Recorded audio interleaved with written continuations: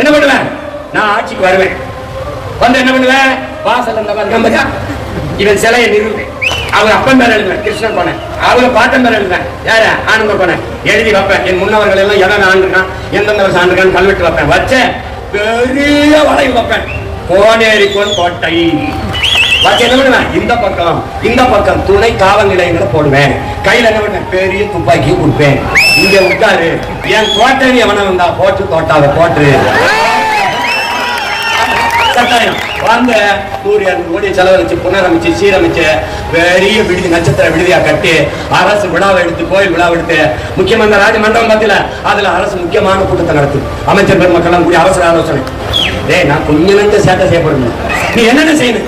இது நம் பாட்டன் கோனேரிக்கோன் கோட்டை, மீட்ட போன் ஒரு ஓட்டை கொடு என்கிட்ட நாட்டை, அதுக்கப்புறம் பார்ப்பாய் என்னுடைய சேட்டை.